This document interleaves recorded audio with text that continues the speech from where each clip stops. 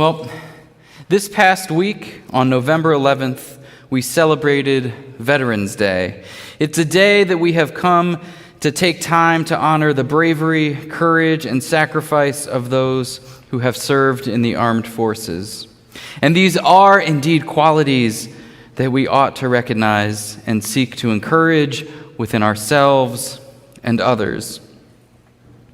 It is, however, I believe, unfortunate if we have come to understand and celebrate warfare as the greatest arena for such things. It is good.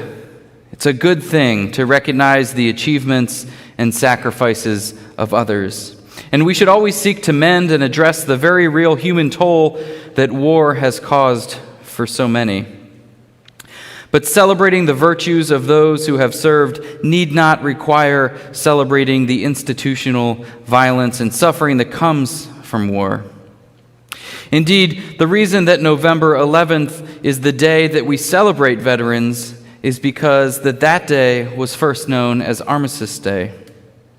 On the 11th hour of the 11th day of the 11th month, a signed armistice was agreed to and went into effect, essentially ending World War I at the time. And at that time, it was believed to be the war to end all wars. So it is worth noting that the origin for the celebration on November 11th was peace.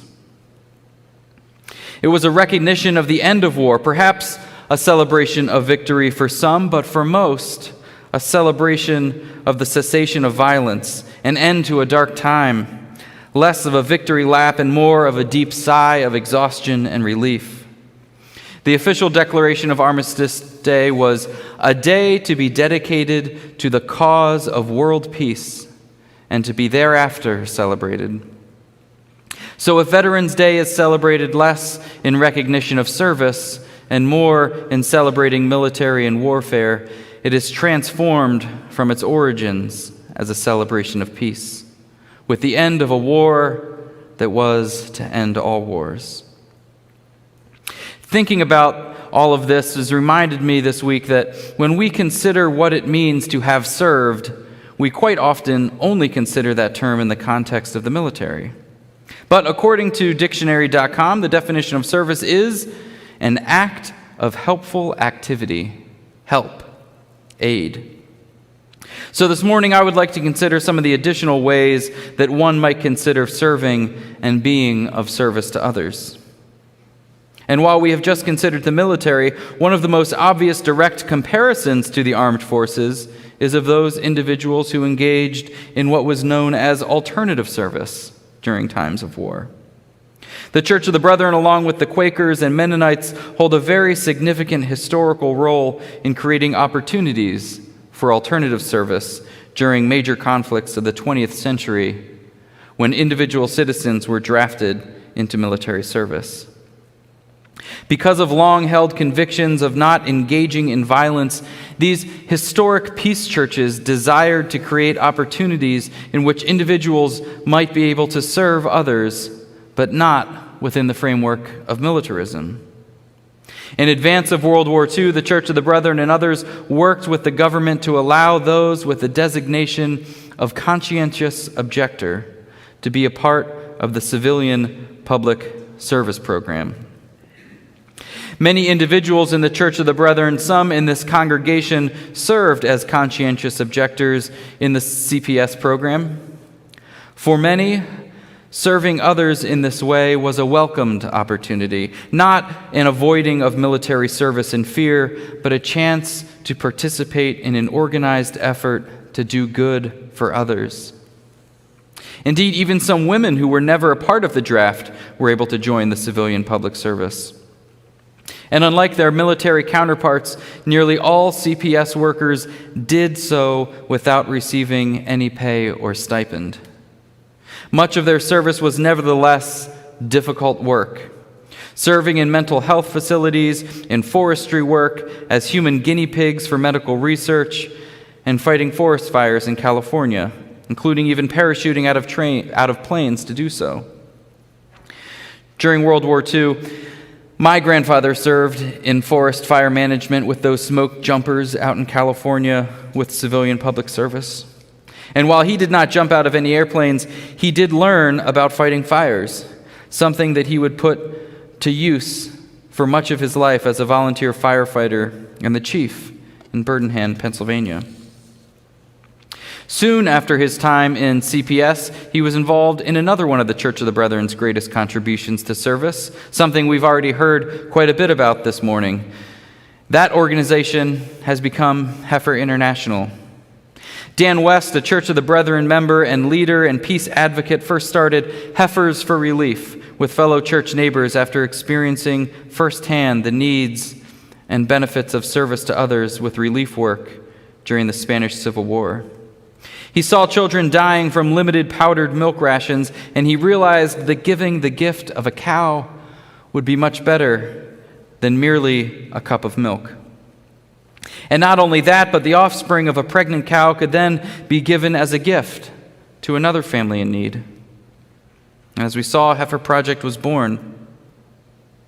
A number of individuals from the U.S. were labeled seagoing cowboys for helping livestock to make a long trip across the Atlantic Ocean in post-war Reconstruction Europe. Here's an image of some of those men who gathered just a few years ago.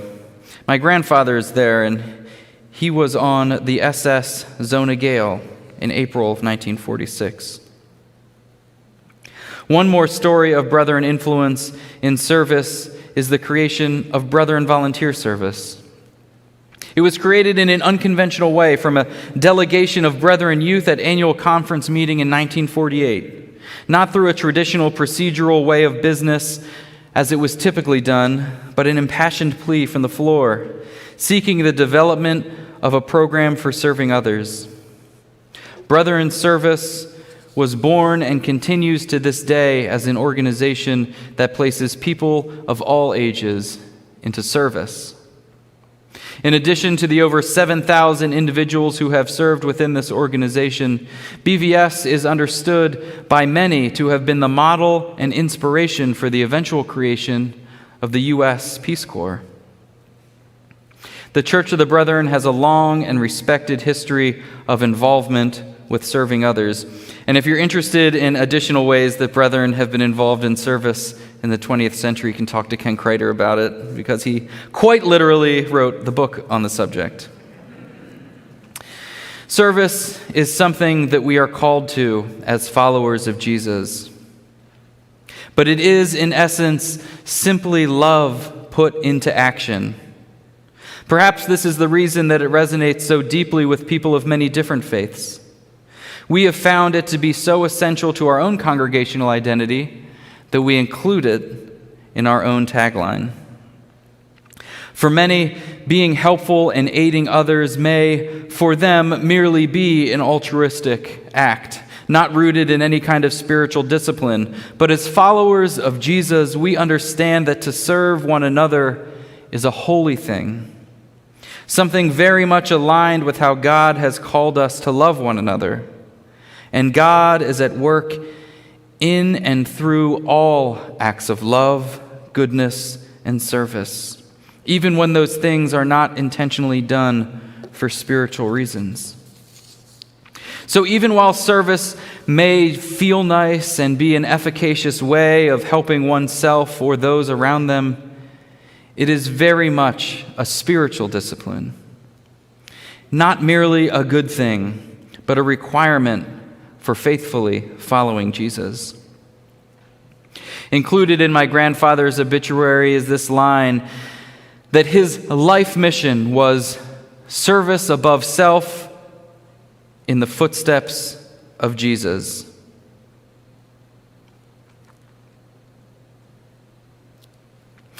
This first part, service above self, which comes from his involvement with the Rotary, was included. But that is not where it ends. The thing that gives power, authority, and purpose to doing service is the second part, following in the footsteps of Jesus. To love others, to serve others is not a suggestion or a recommendation or an afterthought to being a good person. It is not an optional spiritual practice tip for being a good Christian. It is entwined within the entire essence of the ministry of Jesus. His life was fully oriented around service and love towards others from his very first public declaration of ministry in Luke 4. We've looked at this verse a number of times just in the past few months. But here it is again. The Spirit of the Lord is on me, because he has anointed me to proclaim good news to the poor. He has sent me to proclaim freedom for the prisoners and recovery of sight to the oppressed, to set the oppressed free, to proclaim the year of the Lord's favor. Serving others was there in this very first proclamation and all the way through to his final act of sacrifice on the cross. And on that last night that he gathered with the disciples, Jesus exemplifies service. In one of the most dramatic and symbolic ways that he can think of, he not only speaks about the importance of serving others, but epitomizes it as he kneels down to wash the feet of his disciples. And we understand how shocking this was in the incredulous reactions of the disciples. No, Jesus, what are you doing? This is the work of a servant. You shouldn't be doing this to me. I should be doing this to you. It's almost as if they feel embarrassed for him. You don't need to do this. And he didn't. He didn't need to do it. None of us do. We do not need to humble ourselves to help, to aid, to assist, to serve. By definition, service is not something you are forced to do, but something that you choose to do. And Jesus chose humility.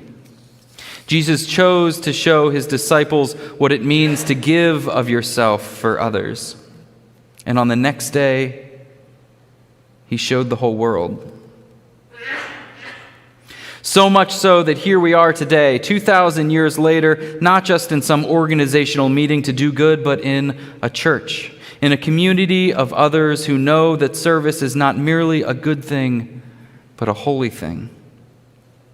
In fact, our ability to live into our eternal life, to fully embrace the kingdom of God on earth as it is in heaven, to avoid living into the punishment in this age to come, is to fully be dependent and entangled with our willingness to serve and our desire to do so with others in need. Jesus makes this pretty clear. In the very last parable that he offers in the book of Matthew before this Last Supper with the disciples, this is the parable that he shares, and it's a bit long, but we're going to read it all. When the Son of Man comes in his glory and all the angels with him, he will sit on this glorious throne. All the nations will be gathered before him, and he will separate the people one from another, as a shepherd separates the sheep from the goats. He will put the sheep on his right and the goats on his left. Then the king will say to those on his right, "Come, you who are blessed by my Father, take your inheritance, the kingdom prepared for you since the creation of the world. For I was hungry, and you gave me something to eat. I was thirsty, and you gave me something to drink. I was a stranger, and you invited me in. I needed clothes, and you clothed me. I was sick, and you looked after me. I was in prison, and you came to visit me." Then the righteous will answer him, "Lord, when did we see you hungry and feed you, or thirsty and give you something to drink? When did we see you a stranger and invite you in, or needing clothes and clothe you? When did we see you sick or in prison and go to visit you?" The king will reply, "Truly I tell you, whatever you did for one of the least of these brothers and sisters of mine, you did for me."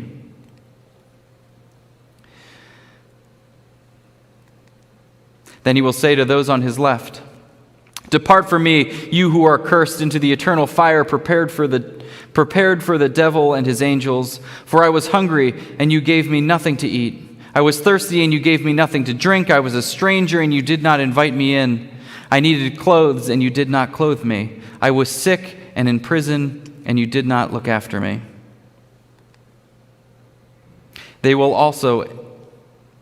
They also will answer, "Lord, when did we see you hungry or thirsty, or a stranger, or needing clothes, or sick and in prison, and did not help you?" He will reply, "Truly, I tell you, whatever you did not do for one of the least of these, you did not do for me." Then they will go away to eternal punishment, but the righteous to eternal life.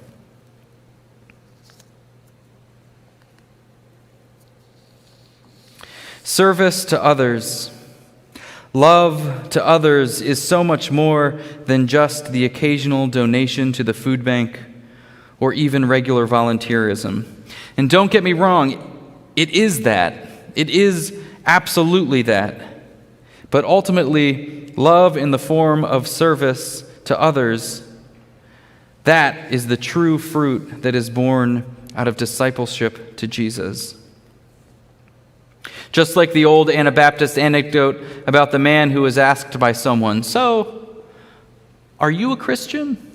And he responds, "Well, in order for you to get the answer to that question, you'll have to ask my neighbors."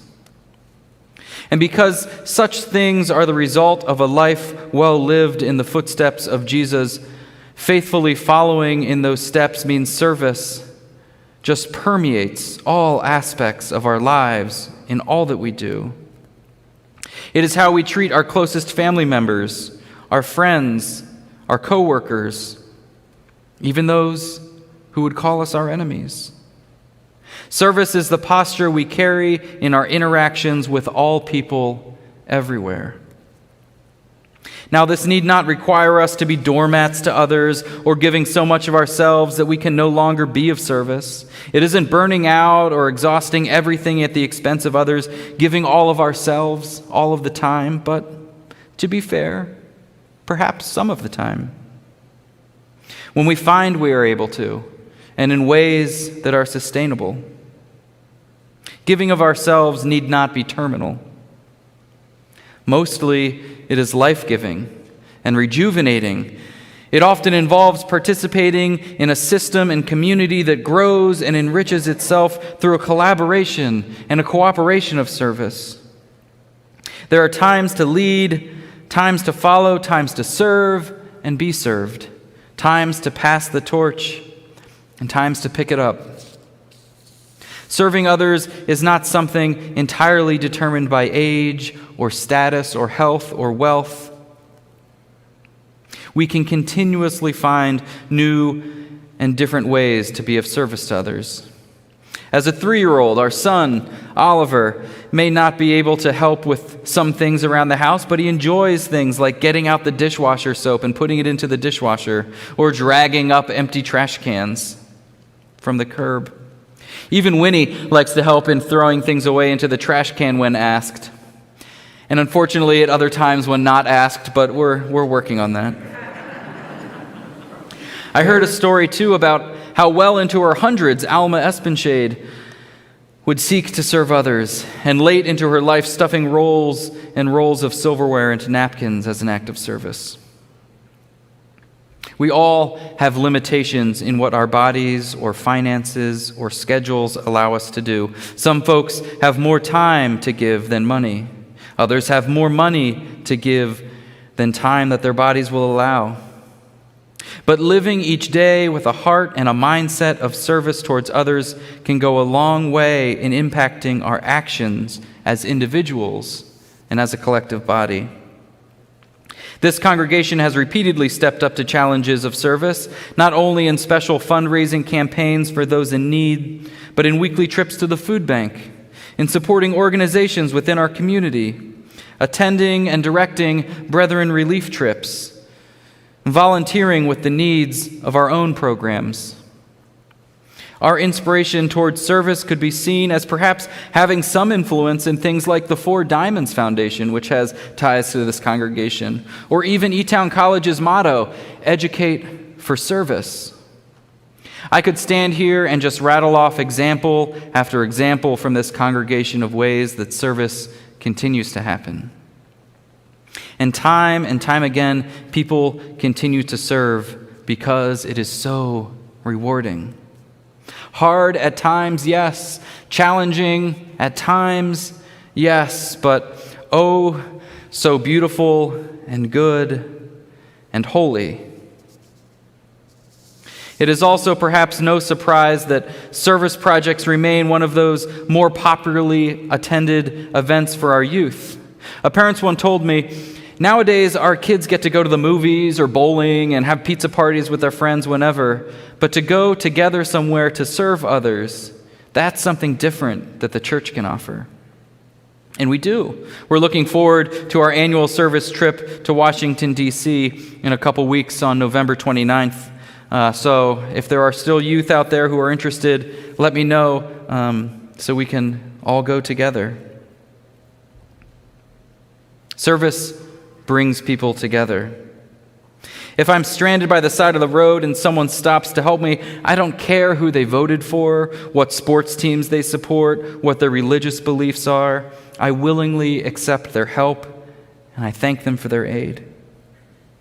Within our own denomination, service projects continue to be something that can cut across the theological spectrum. Individuals who otherwise might disagree on many issues before the church willingly and joyfully hang drywall next to each other or put on a roof. So may we continually serve faithfully together to meet the needs of our community and of our world. Even in the face of disagreements that we may have with one another or challenges that we might face as a congregation, let us hold a place for service for those around us and each other in Christian discipleship. The parable of Matthew reveals to us that when we seek to serve one another, we are indeed serving Christ. And not in some kind of secret test as if Jesus was in costume pretending to be a poor person in need.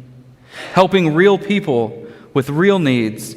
And in doing so, we are in fact connecting with Christ in that person and each other.